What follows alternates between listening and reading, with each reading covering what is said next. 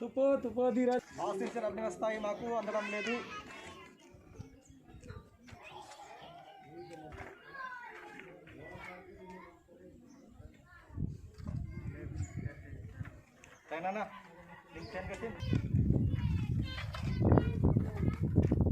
కేంద్ర ప్రభుత్వం రాష్ట్ర ప్రభుత్వం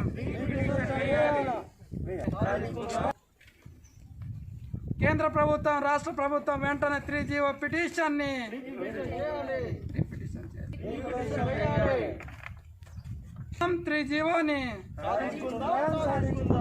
ఆదివాసుల జీవనాధారమైన 3Gని వెంటనే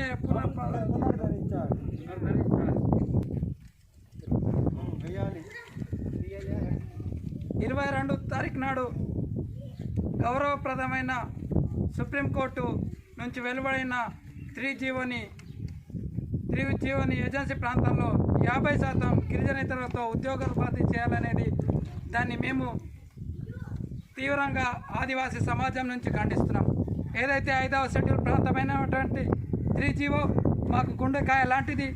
ఈరోజు 2000 సంవత్సరంలో ఏర్పడ్డ 3G ఈరోజు అనేక ఉద్యోగాలు సాధించిన తర్వాత ఆదివాసీ సమాజంలో మార్పు వచ్చింది.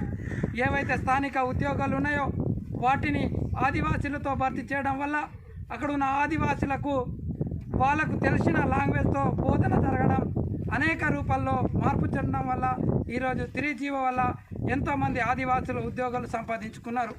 ఈరోజు ఒక పక్కన ప్రపంచ మహమ్మారి కరోనా వ్యాపిస్తున్న సందర్భంగా ఈరోజు 22 తారీఖున మరో కరోనా కంటే ప్రమాదకరమైన 3Gని కొట్టిపారేయడం సుప్రీంకోర్టు మేము చాలా విచారిస్తున్నాం.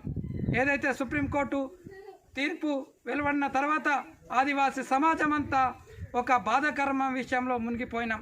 ఈరోజు మా హక్కులు కానీ చట్టాలు కానీ జీవోలు మేము కొట్లాడి సాధించుకున్న జీవోలను ఈరోజు అనేక రూపాలతో ఈరోజు కొట్టివేయడం చాలా బాధాకరమైన. ఈరోజు నిరుద్యోగం పెరుగుతున్న సమయంలో ఆదివాసీ యువత ఉద్యోగాలు లేక మా ప్రాంతం అంతా పరాయీకరణ అవుతుంది. 1/70 వెళ్ళిపోతుంది. 5వ షెడ్యూల్కు రక్షణ లేదు. ఈరోజు మాకు గుండెకాయలాంటి 3G ఉద్యోగం సంపాదించాలంటే దీన్ని కూడా ఈరోజు సుప్రీంకోర్టు వల్ల ఈ జీవోని కూడా కొట్టేయడం వల్ల ఆదివాసీ యువత అంతా నిరుద్యోగం పెరిగి మరో ఉద్యమానికి